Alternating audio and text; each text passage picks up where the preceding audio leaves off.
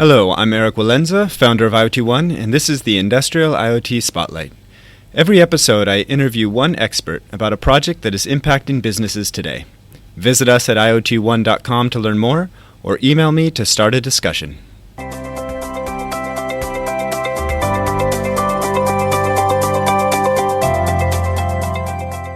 Welcome back to the Industrial IoT Spotlight podcast. I'm joined today by Kapil Kane. Kapil is Director of Innovation at Intel China, and specifically Kapil runs Ideas to Reality program, which is an internal innovation platform for Intel's 7,000 plus employees in China. We're going to start with a quick look at what is Intel doing in the industrial IoT space, especially in regards to AI, to vision processing. Then we're going to dig more into the specific challenge of innovating in China. And the challenge is different than I think most multinationals imagine.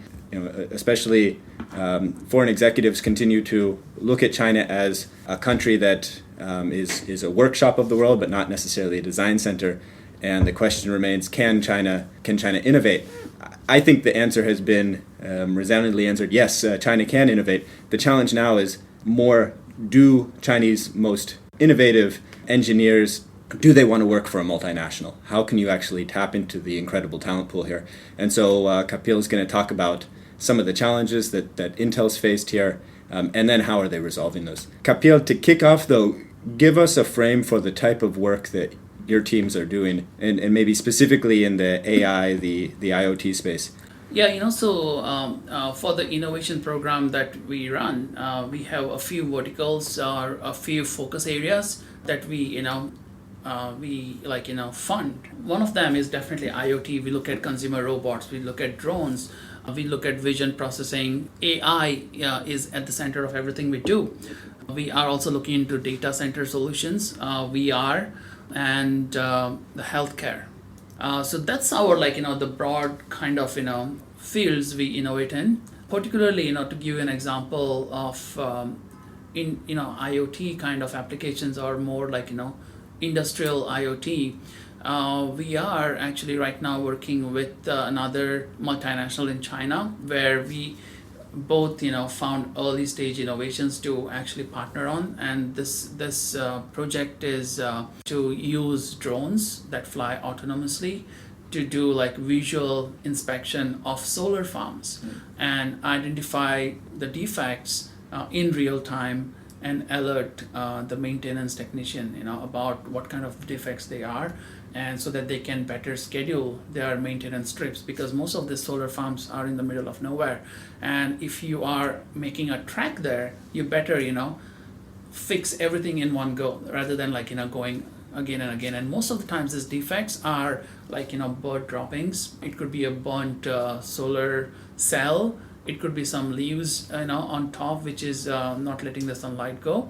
And if you let those defects stay there for long, it will eventually cause a failure of that panel. And then it's a big, you'll spend more to replace a panel. So I think it's a pretty cool application of vision processing, AI on the edge, to be used in an industrial application, right? The other things we are doing, is creating a robot that can self-navigate, like a service robot. How can you give the eyes and ears and the brain to a robot so that he can go from point A to point B without causing any accidents? So that's another, for example of the kind of stuff we do. Yeah. I think most people, when they think of Intel, they think chips, right? It sounds like you're really branching out, more looking at specific applications and working with partners to do that. Is this a global kind of strategic shift for Intel? Is this something you've already been doing for years, but I just haven't been aware? No, I think a couple years ago, we changed our complete strategy to something which is geared towards Internet of Things. We call it a virtuous cycle of growth, where we have all these devices that connects to the internet, connects through the internet to the data center. So data center is where a lot of analysis happens, and then the connectivity between all these devices and the data center. So these are the three key elements that we play in. So what happens is all these, our phones, our sensors, they generate data, right? And the data goes to the data center. Data center analyzes it, creates insights that creates new kinds of use cases, that creates new kinds of devices, and this keeps going on, and we call it the virtuous cycle of growth. And it's all about processing data, moving data up and down. And if you look at our recent, like talks by our CEOs, he almost calls Intel a data company. He calls Intel a company that manipulates data, moves data, and generates insights. So we are changed from being a chip company to the one that's a data company. And so anything that has to do with data, that's where we play in. Yeah, very cool. And you mentioned the cloud or getting it back to the data center. But in this drone example, for example, are you taking that data back to the data center to analyze, or is this an edge tier? Yeah, so usually if you think of any AI application, right, machine learning, what you need to do is you need to collect a huge data set, bring it to the data center, and train the algorithm, right? So once you've trained the algorithm, you can move that algorithm or key pieces of algorithm onto the edge, and then it can identify the defects, right? But first you need to train them. So if you want to train an algorithm to look at, let's say, a bird dropping, you need to feed a lot of pictures of bird dropping into the data center or a server, so that it knows next time it sees that, it knows it's a bird dropping, right? So you need data center, you need very high powered computing to train the algorithm, but to use the algorithm, it can be used on the drone, on the edge. Gotcha. Yeah, makes sense. Yeah. You mentioned another project that you're working on, which is developing this set of APIs that companies can plug in specifically for visual inspection. So this sounds like somewhat of a plug-and-play toolkit that you're providing. Give a little bit more meat into this. So I think there's a pretty interesting company called Seven Senses Lab, which was one of the finalists at one of the startup competitions that Intel held last year. And it's a different program. It's not from my program. This is more like a external facing program where we help startups in the China ecosystem. And what this company does is it makes a robot as a companion to a kid, like between I think 7 to 12 years old, or 3 to 12 years old. And what it does is it keeps track of what the child learns on a day-to-day basis. For example, it first teaches a kid that hey, that's a cat, and it will keep telling the kid about the cat until the kid learns to recognize that it's a cat. Then it might tell him this is a glass, and it's like a companion who shows the world to the kid. But now if this company were to create an algorithm to recognize a cat, then to recognize a glass, to recognize different things, it's going to take them a long time, because he has to feed many images of the cat. They need to have the capabilities for deep learning, because like this kind of algorithms, they are like a convolutional neural network kind of deep learning algorithms, and not everyone who wants to create a cool product knows all these things. So what we thought was that, what if a company like Intel, who understands all these things, creates a bunch of, like a library of objects and things, then people can simply call those APIs and say, hey, I want to program my robot to learn all the household things, and they don't have to worry about programming for those each different object that they want their robot or anything to recognize. So they just use our library.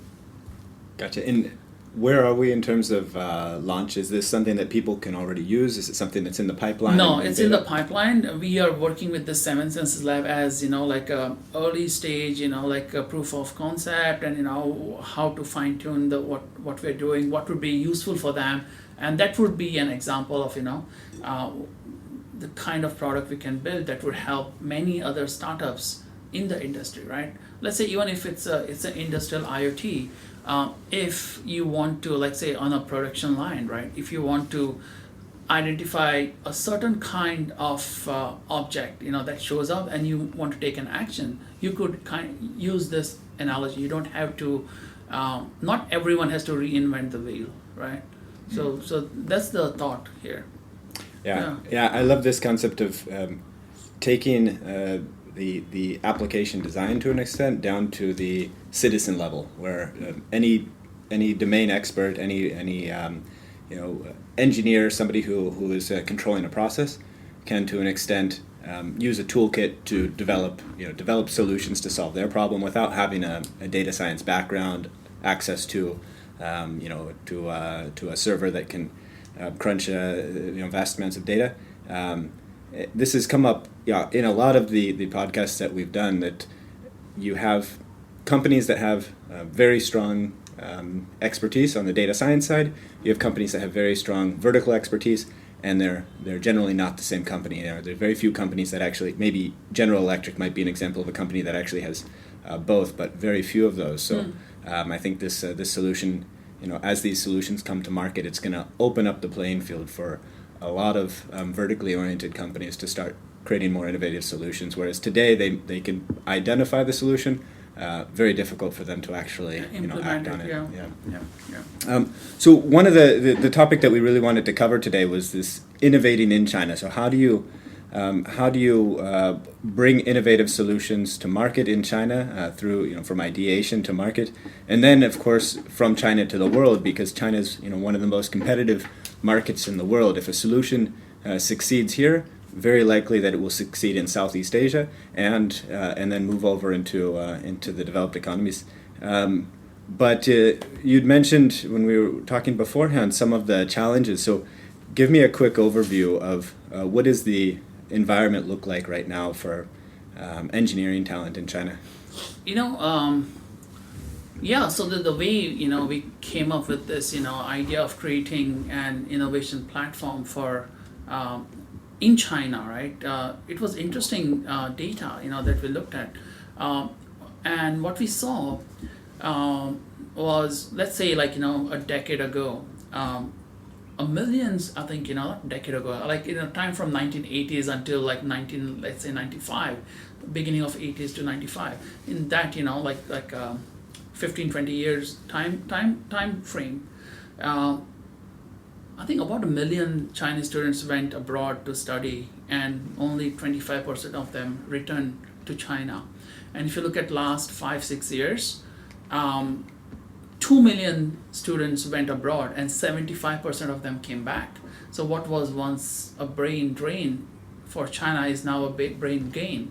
So smart people are going abroad, getting trained, and coming back to China, right? So that's one thing. The second is some of the best engineering schools are right here in China. And if you look at the latest US News rankings, which is considered as Bible for rankings of schools, when you apply to schools, that's where you go. And if you can go do a search for the best global engineering schools, 4 out of top 10 are right in China, and the world's number 1 engineering school right now is Tsinghua University, and MIT ranks 2. Then comes I think Berkeley, and number 4 is Zhejiang University, and we have Harbin Institute of Technology, Shanghai Jiao Tong University, all in the top 10. So you have great talent going abroad, learning, coming back to China. You also have a great bright students right here in China coming out of schools.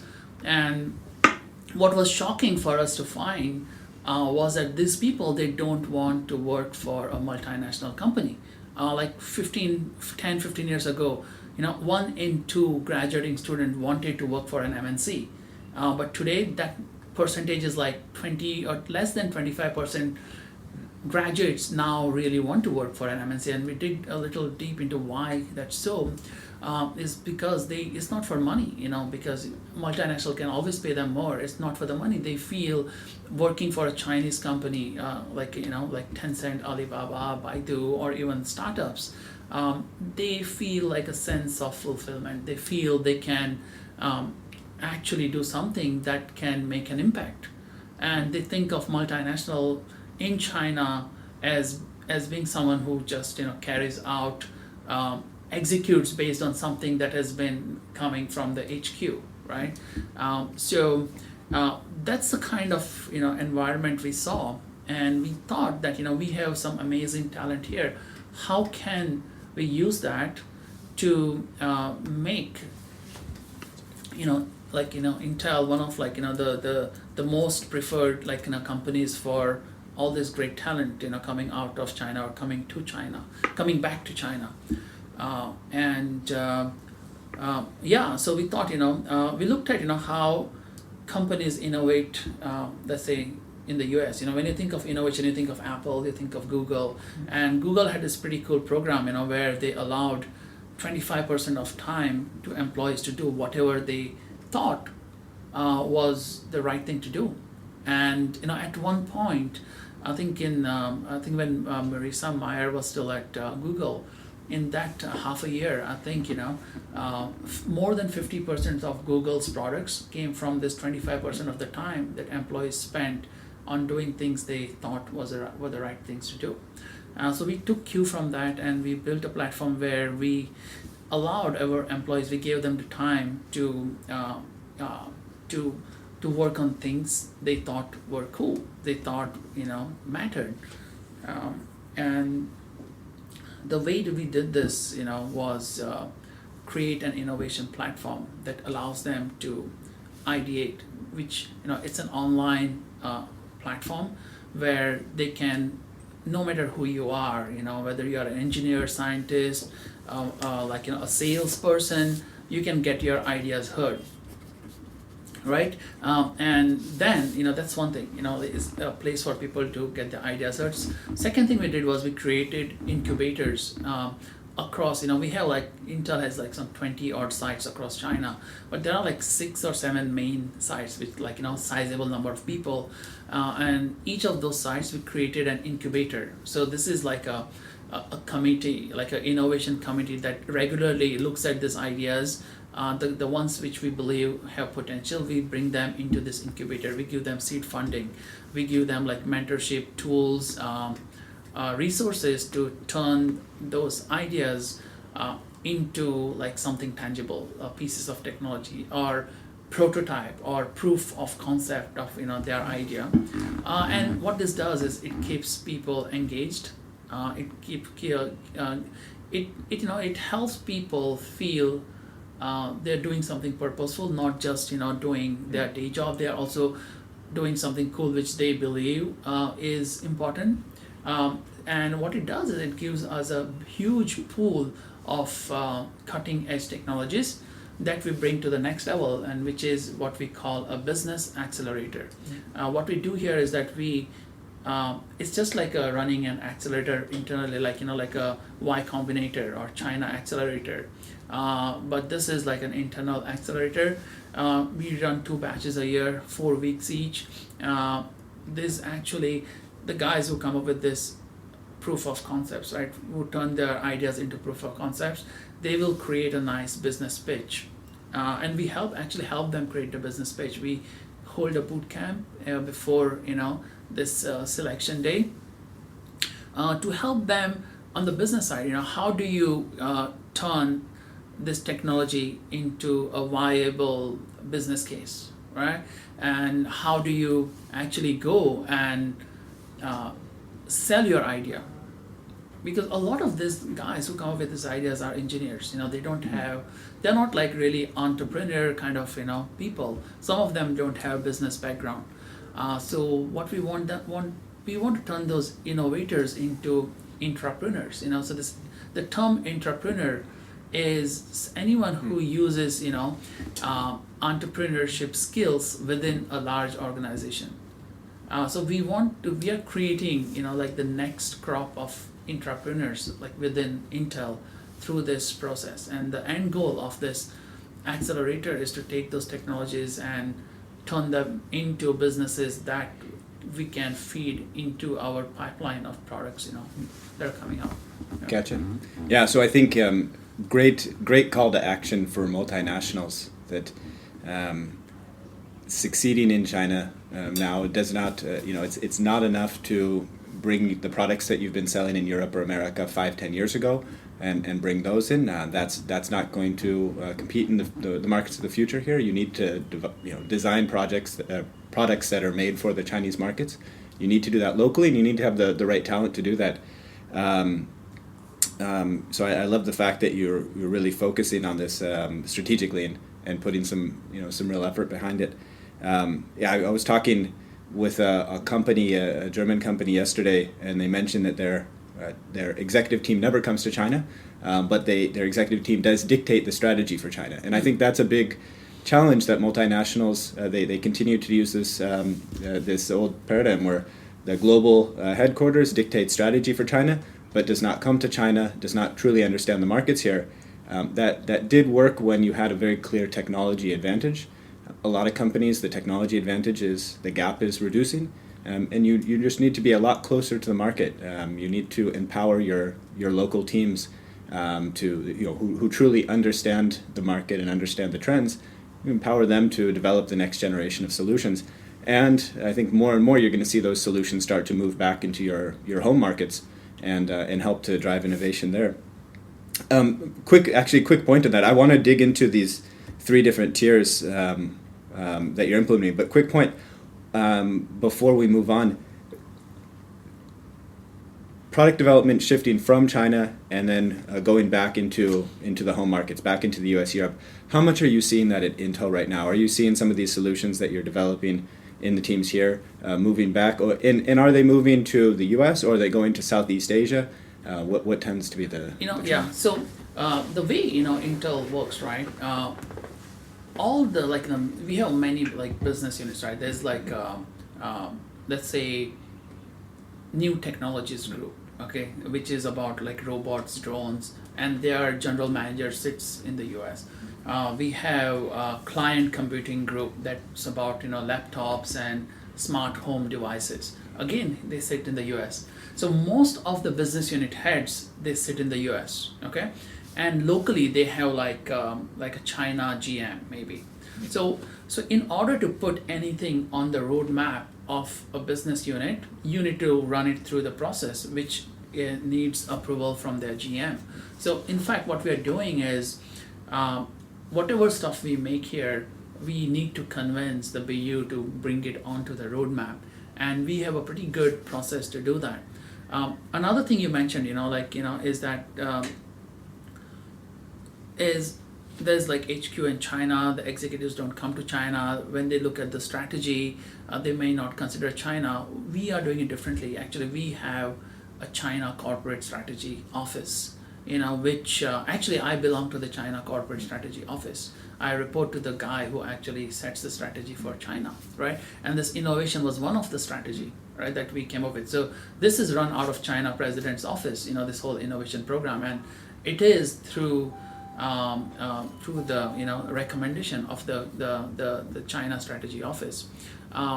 We also every quarter we will go to the CEO and his staff, and we have a China advisory board to inform them how things need to be done in China, what we are seeing in China, how do we affect roadmaps to suit the Chinese market. So I think we are doing a pretty good job in that respect of to have China heard back in the headquarters. And now people actually are coming to us to get insights. Like this morning, I was on a call with our innovation team in the US who wanted to know about how China is using digital security and surveillance technologies. The amount of cameras out here, I think China is leading the market in terms of this digital security and surveillance, and I think so the US wants to find out from us what is the state of the art here, right? So I think they are now, people are at least at Intel, they want to, when they create something new, they want to know how it affects China, or how will it be seen in the China market. So they are considering China now as whatever strategies they are making, which is a good thing, because it's I think huge market. I think 20% of our sales comes from China. You cannot ignore China market. Oh, absolutely. Yeah. Let's go a bit deeper into each of these tiers. I think for a lot of companies, very few companies have the resources that Intel has. So I think rolling out a very ambitious program across multiple sites is going to be something that only some companies can do. But I think even this first step of the online ideation platform, so that employees can start to bring their ideas, float their ideas to the top, let them, that's even an excellent first step. So maybe let's start there, and then we can go a bit deeper. But what does the ideation platform look like? How do ideas get onto the platform? How do they? I guess you maybe, let's say you generate 10,000 ideas. How do you prioritize and vet those? Yeah. So there is a really cool tool called Spigot. So Spigot is you can get a license to them. It's an online ideation tool. That's what they do for a living.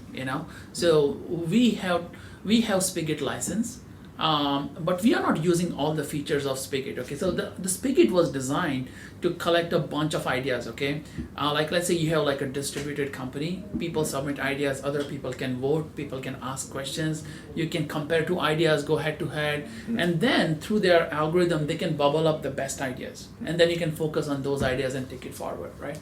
What we are using Spigot for is as a repository, and as a way to know which are the latest ideas.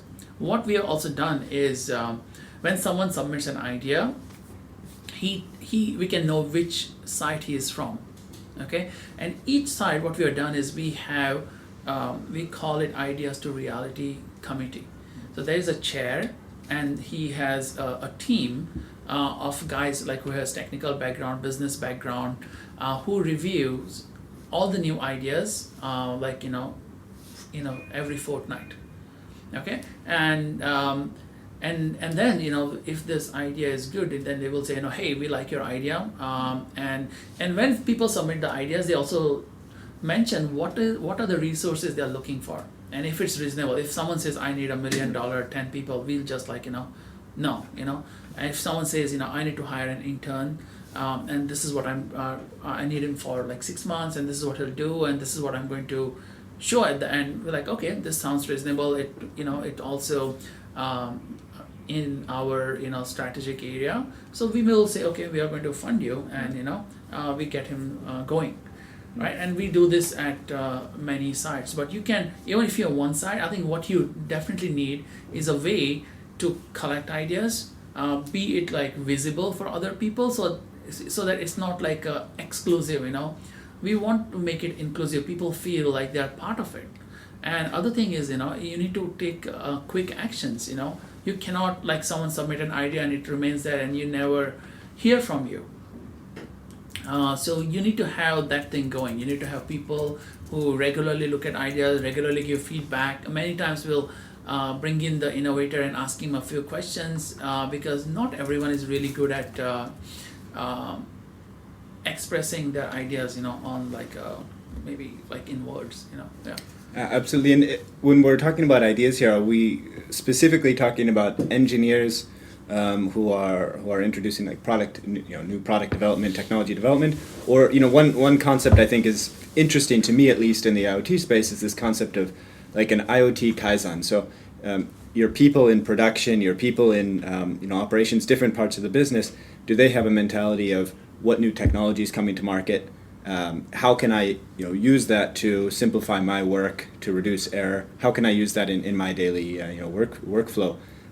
So where are we in terms of is this across all business units, or is this primarily related to technology and product development? It's across all units. We see all kinds of ideas. We see ideas, like you said, is they're working on a particular part of, like, let's say some, I'll give an example. Okay, there's a guy working in the factory, and they started seeing a particular kinds of defects, and they noticed that when that defect happens, the machine starts to sound funny. So they created a technology where they embedded a microphone, and it samples the sound of the machine like every minute, and based on that sound it predicts when the machine is going to fail. So this is something they did while doing their day job, and now they are using this technology on other tools as well, right? That's one kind of example. Other kinds are people working in the field with our customers, or people in like the startup, and then they find a gap, oh, if can Intel, great, you have this processor, but I also want this, can you do that? For example, we have a depth camera called RealSense, okay? And the application for this is robotics, as I mentioned earlier, for navigation. But some people would say, hey, if you created a reference design for this robot, it would really help me. So someone can bring up this idea, and then we say, okay, maybe it makes sense. We should create a reference design for a robot, because that way we can showcase the capabilities of our technologies and can win more customers, right? And some people are like, some of the ideas are very much like very deep technology, like I want to create a new kind of algorithm for artificial intelligence. So we see all kinds of ideas, like from everywhere, yeah. So when we incubate, we try to incubate a lot of ideas that make, like technical sense, not business sense. So I think so far, to give you some numbers, in the last 3 years of operation, we have seen more than 300 ideas come through this portal, and we have incubated more than 70 of them, and we have accelerated, let's say, about 15, and we are running the current batch with 6. So you can see, we start with a big pool of ideas, maybe we incubate, quite a lot, we incubate about 30% of them. So we are quite broad in terms of incubating stuff, but when we go to accelerate, it tightens. It's much tighter, because not all technologies will turn into good business propositions. So at the incubation phase, what are we looking like in terms of commitment? What's the average budget?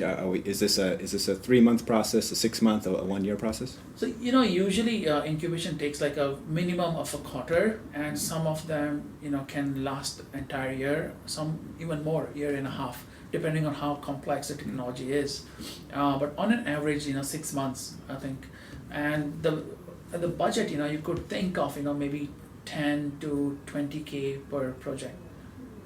20K USD. US okay. dollars, yeah. Okay. And then the guy, the employee that's leading this project through incubation, are they full-time on the project here? Are they, what percentage of the time are they spending on this? Yeah, so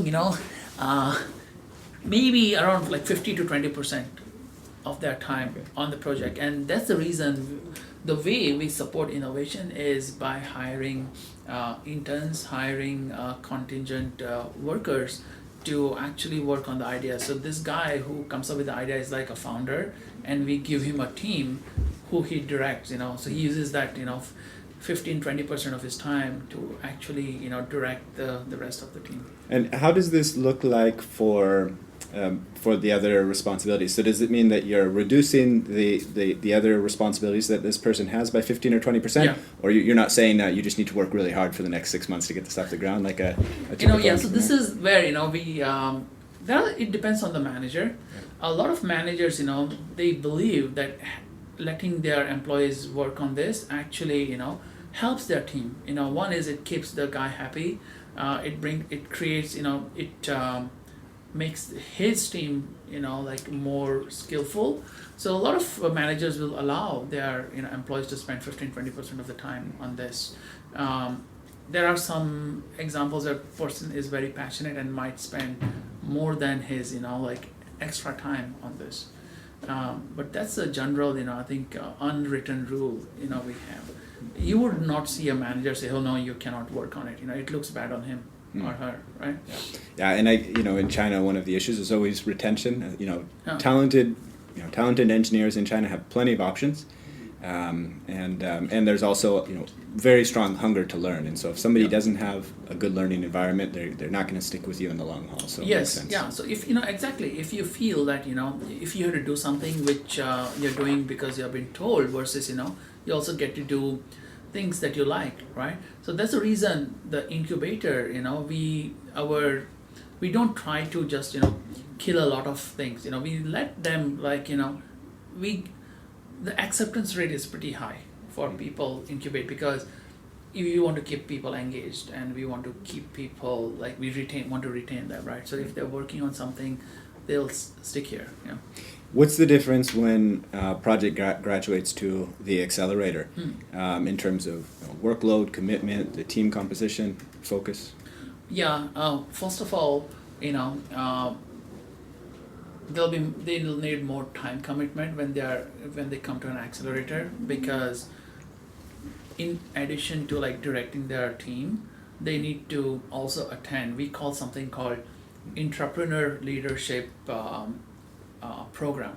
So we have a program where we turn these innovators into entrepreneurs. So where we give them the skills, the business skills, looking at the business models, looking at their assumptions, trees. We use design thinking methodology and lean startup methodology. These two are our main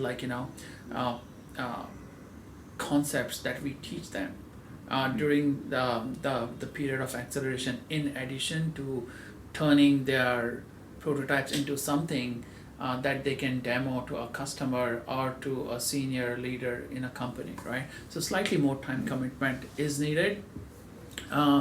In return, they get more budget, they get more people. So let's say from 10, 20K, they might get 50K, 100K, even more, depending on how promising their idea or how convincing their pitch is. Someone will say, hey, this is what we have done so far. It's really cool, promising. If you accelerate us, if you help us find lead customer, if you help us with blah blah blah, I can deliver this at the end, right? So depending on that, depending on the proposal, we don't have a fixed amount, and let's say you go to a Y Combinator, every company will get 120K, and you'll have to give away 7% of your company. Here it's more because they're all our employees. Some projects will be happy with with 50K, 30K, some 100K, some might need more, 150K, depends. So we're quite flexible in that. So the big step from going from incubation to acceleration is more money, more people, more responsibility at that point. So we do acceleration for business reasons. We do incubation for other reasons, we want to keep people engaged, we want to make them feel it's a great place to work, cool stuff.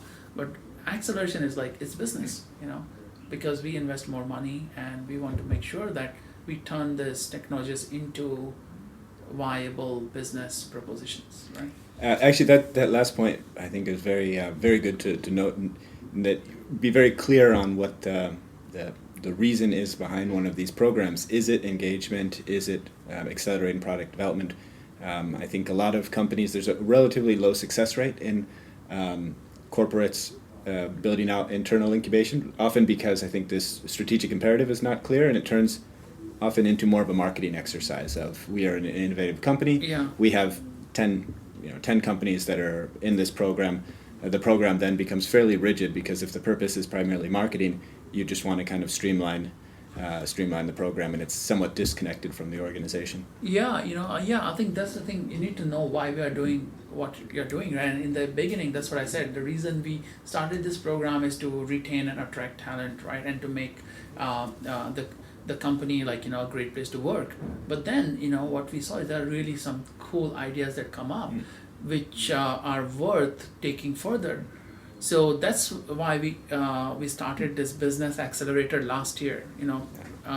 So when I took over this program last year, before I took over, we were doing up to incubation, and so people were happy. People are incubating. We are creating a lot of cool stuff, but they were not able to lend them into the business units.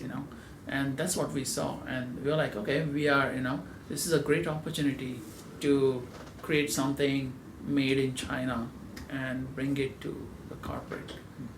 Yeah, so if in a traditional external, third-party accelerator, VC-backed, the end result is going to be, ideally getting a funding round, and then, taking the product to market. What does this look like for the internal accelerator? I mean, what's the graduation? So we call it internal IPO. Yeah. What we do is once we are able to, let's say, sell an idea to a business unit, it goes into their planning process. We call it POP, something of planning of product or something like that. So now that process, what it does, it has cycles, and it has gates. And what we do is the first gate shows the business concept. The second gate is technical feasibility. The third gate is a proper plan of how you're going to make it. So from the thing that comes out of our accelerator already passes those first two gates, because we have already done market analysis, we have already done technical feasibility. All we need to do is that pass the last gate. So for business units, I think it's a great thing that someone has already done all this. All they need to do now is to pass the last gate, and then it becomes either a feature of the product or the product itself, right? And if when that product is launched in the market and it starts generating revenue, that's one we call it like a success, right? In fact, just landing something in a business unit, we call it a success. But not everything we land into a business unit will eventually become a product. And that's natural, because not all ideas that business units take. That's why there are gates, right? Some of them, don't pass certain gates. Is there ever the case where a project comes through the accelerator, it doesn't fit into the strategy of any business unit, but at Intel you feel like, hey, this really has legs, this is something that can turn into a business, just doesn't fit into one of our business units, let's spin it off, let's create a new company? That's on our, that's on the cards. We are actually actively looking to spin, companies out of this program. It's not easy because, by definition, the kind of people who join Intel or any like multinational company, they are not like entrepreneurs. They are like, they like to see like a regular paycheck. They like to have a stable life. It's not easy. We have tried before. We didn't succeed. So what we are trying to do now, and what we found out was there are two reasons. One reason is, and we think it's a huge challenge, to create the spin-offs, and that's one of our goals for this year is to help a really great idea spin out of Intel and be its own startup. The two challenges there is, like I said, all this happens part-time, right? We call him a founder, but he only works 15-20% of the time. So he's not totally married to the idea, right? If you're doing something part-time, you're like, if it becomes a success, you'll be like, great. If it's not, then you're like, I'll do something else. So if you are committed full-time, if that's the only thing you do, you are more likely to to make it successful. That's one thing. So we are trying to get people to work full-time. The second is we want to get people out of the corporate nest. In the corporate, they are very like safe. They are like they see everyone else has like a day job. They're very stable life. We want to get them out, show them what the startup world is really like, how exciting it is, at the same time how challenging it is, show them the upside and the downside. So that's something we are working on, both to get them work full time and get them into the real startup world, working alongside other startups in a pretty awesome, cool working environment, like creative working environment. So that's what we are. That's one of my biggest goals for this year, is take the program to the next level, getting full-time, make them out of Intel, and hopefully creating one or two spin-outs. Sounds great. Yeah, no, I was talking with a woman that a friend's company is trying to bring on to invigorate his company in China, his startup. So, and she's coming from a corporate background, and she's very interested in stretching herself, but also somewhat tentative about taking that move. And so we were talking about what does she need to keep top of mind, and it's, she was previously working with Disney and with Adidas, and brands where you can't screw up, right? There's a lot of brand equity behind a company. Same as with Intel. When you're in a startup environment, screw up. It doesn't matter. You don't have brand equity to burn. Yeah. It's more about if you're going to screw up, do it as quickly as possible so you're not wasting time and resources, and then just figure out what works. And once it works, pour some fuel on the fire and build up something. Big mentality shift that is difficult, especially if you're still in the corporate environment. Yeah, that's true. And there are different ways to get around this. Some companies who are super brand conscious, they will create a subsidiary, and they will try new ideas under that brand. And if that's successful, then they will bring it under the main brand. I know some companies who do that, big brands. We are, I think the idea behind, a spin-off like Cisco, right? I think what they do is they, if they see a great idea that they believe will really become huge if they bring it outside, they do that. They spin out and then they spin them back in. So that's a viable option, to do something really, disruptive. Because a lot of times, like within a big corporate as big as like Intel, let's say, every time you try to do something new, you're basically breaking some process or some rule. And there are people paid to make sure that the processes and rules are followed. So you're always fighting to not just create or take your idea forward, you're also fighting to get those processes and rules changed from time to time. That's like one of the biggest, thing that slows innovation down. And a lot of times it makes sense to bring them out, and that's what we're trying to do. Yeah. Very cool.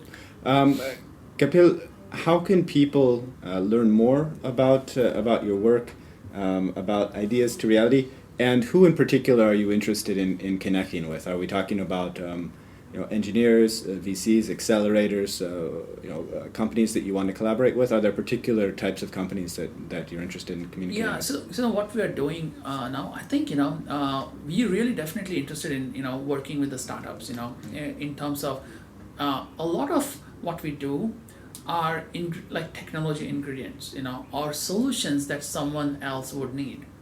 We already right now we are working with a lot of corporates. Okay, we created a little group of corporates that meet regularly, who are doing innovation in China. They have significant resources in China to innovate, and actually having programs like ours to share what we are doing, and then see how and if we can partner. And through this a little consortium that we have gotten going, we actually have started doing joint developments on a couple of projects, but I think we also would like to see if there are any startups that for whom what we're doing would solve some pain points, right? So like the AI robot startup we talked about, that's a good example of how we are helping solve one of their pain points with analytics.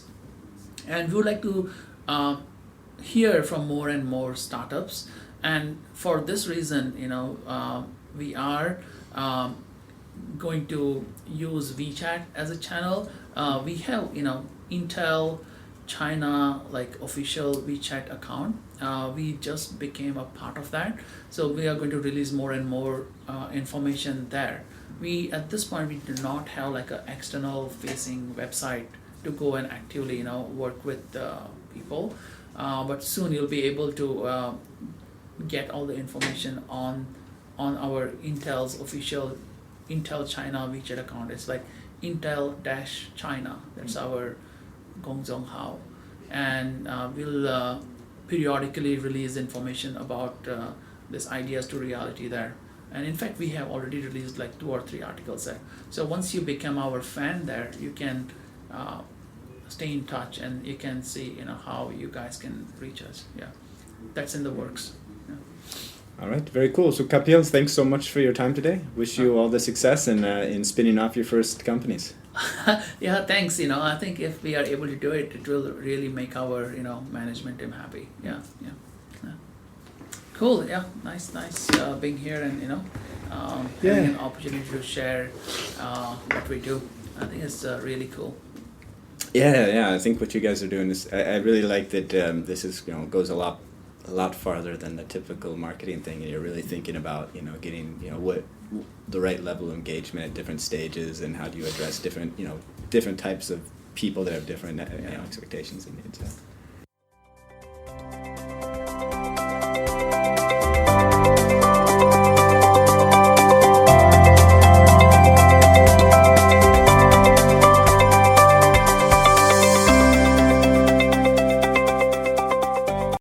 Thanks for tuning in to another edition of the Industrial IoT Spotlight. Don't forget to follow us on Twitter at IoT1HQ and to check out our database of case studies on IoT1.com. We help to accelerate digital transformation by advising business leaders on how to integrate IoT technologies into their operations and products. We appreciate your thoughts, suggestions, and of course your reviews. And if you have an interesting project, we would love to feature you on a future edition. Write me at eric.walenza@iot1.com.